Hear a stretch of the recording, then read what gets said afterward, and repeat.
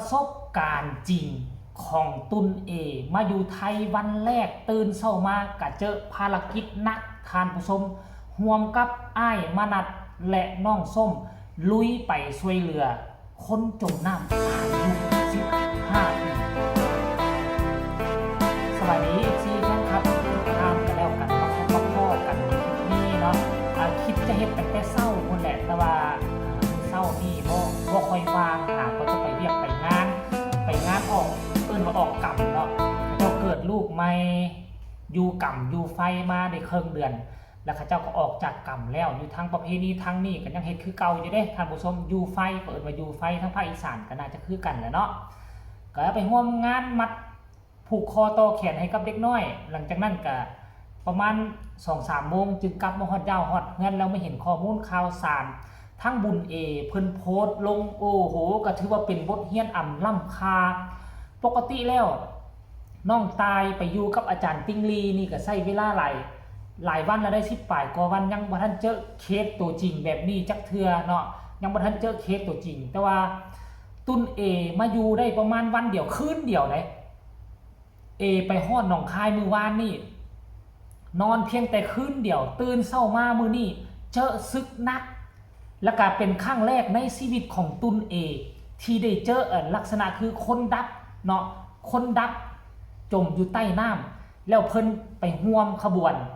ไปดึงไปทื่นไปเอาคือว่าแล้วคนเฮาคันว่าบ่เคยนี่คันกรณีว่าไปเจอผู้เดียวนี่ก็ตื่นตกใจย่านนะเนาะแต่อันนี้ก็ยังใครว่ามีอาจารย์เป็นต้นมันอาจารย์มานัดอาจารย์ส้มเนาะ2 คนนี่เป็นกำลังหลักสำคัญที่พาตุนตายไปร่วมภารกิจนี่บ่มันตุนตายตุนเนาะตุนไปร่วมภารกิจนี่8 กว่านาทีทั้งเพิ่นก็ออกมาโพสต์เคลื่อนไหวแล้วเนาะแฮชแท็กว่าซั่นพอแต่ฮอดกะเจอภารกิจแรกว่าซั่นเด็กน้อย15 ปีจมน้ำจังหวัดนครพนมปิดภารกิจว่าซั่นบ่ฮู้ว่าอยู่ทั้งน้ำคลองหรือบ่เนาะหรือว่าเป็นน้ำสายน้อยอันนี้น่าจะเป็นน้ำสายน้อยอยู่ทั้งจังหวัดนครพนมดังที่ทุกคนเห็นอยู่ในภาพนั่นแหละท่านผู้ชมดังที่ทุกคนเห็นอยู่ในภาพทั้งตุนเพิ่นก็บ่ได้ว่าสิไปยืนเบิ่งละล่าเด้เข้าไปจับเข้าไปช่วยเข้าไปใส่ผ้าขาวค้ำช่วยกันเห็นบ่ล่ะทีแรกก็คิดว่าเป็นน้องใหม่น่าจะยืนเบิ่งแต่บ่แม่นเลยคนผู้นี้นี่ใจกล้าขั้นใจบ่กล้านี่คนคงบ่ทะลุทะลวงถ้ำล่องแจ้งดอก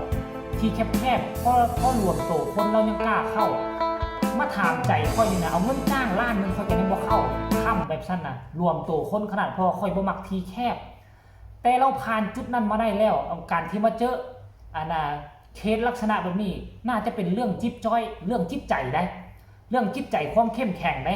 เรื่องน่าจะเป็นเรื่องจิ๊บจ้อยแต่ว่าเรื่องวิธีการเข้าช่วยเหลือวิธีการเอาออกมานั่นเพิ่นกับบ่ฮู้เทื่อเพราะเพิ่นบ่เคยเป็นกู้ภัยเนาะแต่ว่าก็ยืนเบิ่งแล้วก็ไปจับหั่นจับนี่เคสแรกก็คือว่าให้แหละทุกคนอันนึงเฮาเรียนทฤษฎีอันนึงเฮาเรียนโตจริงคนที่เรียนโตจริงนี่จะเฮ็ดเป็นดีกว่าไวกว่าคนที่เรียนทฤษฎีนี่มาเทียบกันโลดผู้นึงเรียนทฤษฎีประมาณเดือนนึงผู้นึงปฏิบัติตัวจริงเดือนนึงแล้วหลังจากนั้นเอาผู้ที่ไปเรียนทฤษฎีเดือนนึงน่ะมาลงปฏิบัติตัวจริงงมเท้าผู้ที่ปฏิบัติตัวจริงนี่ก้าวข้ามไปแล้ว1 เดือนแต่ผู้เรียนทฤษฎีนี่หาก็เริ่มมาเฮ็ดอันนี้ถือว่าเป็นการดีที่ทางมานัดอนุญาตให้น้องไปร่วมนำภารกิจนี่ท่านผู้ชมแต่ว่าน่าเสียดายเนาะน้องไปบ่ทันตอนที่ว่าเกิดอุบัติเหตุรถชนพระนะท่านผู้ชม30 ปลายกว่าลูกแล้วก็สูญเสียไป10 กว่าลูกท่านผู้ชมว่ามื้อเช้านี่เฮ็ดคลิปว่า13 ลูกบ่แม่นเนาะสูญเสียไปเพียงแต่10 ลูกเท่านั้นคันก่อนแล้วนี่ว่าเพิ่นไปทันเคสใหญ่ขนาดนั้นน่ะโอ้ความรู้นี่ยิ่งใหญ่มหาศาลที่ตุนจะได้รับจากจุดนั้นแต่ว่าก็บ่เป็นหยังหรอกท่านผู้ชมอย่างน้อยๆก็มีเคสสำรองที่ว่าคนอายุ15 ปีจมน้ำแต่ถามว่าอยากให้เกิดแบบนี้บ่เพื่ออยากให้ตุนได้สัมผัสเคสตัวจริงบ่อยากให้เกิดเลยท่านผู้ชมบ่อยากให้เกิดคือบ่อยากให้เกิดมีเหตุการณ์แบบนี้เลย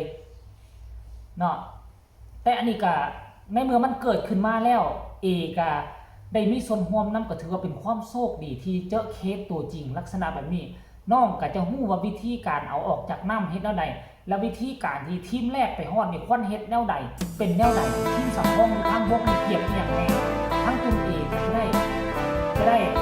รู้ข้อมูลตรงนี้แบบตัวจริงเลยทางชมซี่แฟนคลับเนาะหลังจากภารกิจแรกฮู้บ่เพิ่นแท็กไปหาไผเพิ่นก็แท็กไปหาทั้งภรรยาของเพิ่นแล้วภรรยาของเพิ่นก็อยู่ประเทศไทยนํกันนั่นแหละที่พอเฮ็ดพาสปอร์ต2อันเนาะอยู่ประเทศไทยนํกันนั่นล่ะคงจะหาเวียกเฮ็ดงานทำนอกจากแท็กไปหาภรรยาของเพิ่นแล้วเพิ่นก็แท็กไปใส่อาจารย์ส้มเพิ่นแท็กไปใส่อาจารย์มนัสของเพิ่นแล้วเพิ่นก็มาเขียนแบบซี่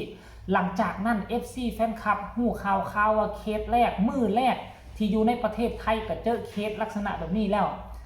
ทั้ง FC แฟนคลับก็มากดไลค์กดแชร์ให้หลายเติบแล้วก็มีคำคอมเมนต์มาให้กำลังใจนะท่านผู้ชมความจริงแล้วเพิ่นมีวิดีโอได้ไผอยากเบิ่งก็เข้าไปสมัครเป็นสมาชิกของเพิ่นเด้อท่านผู้ชมเนาะ เห็นบ่พี่น้องชาวลาวเฮาก็มาคอมเมนต์หลายเลยแหละว่าสู้ๆอ้ายว่าซั่นสู้ๆอ้ายว่าซั่นเด้ทุกคนโอ้บ่แม่คอมเมนต์นี่ก็บอกว่าเก่งหลายตั้งใจศึกษาหาประสบการณ์ให้ได้หลายที่สุดเด้อว่าซั่น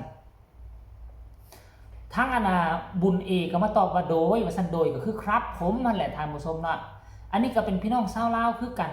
เป็นกำลังใจให้เด้อน้องว่าซั่น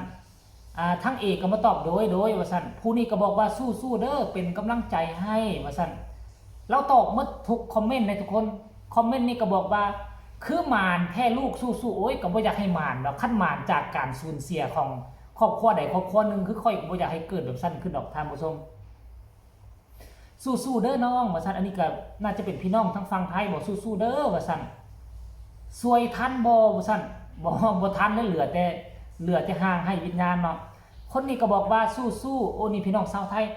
สู้ๆนะไม่มีอะไรยากเกินความสามารถและความพยายามของเราหรอกว่าซั่นเด้แล้วก็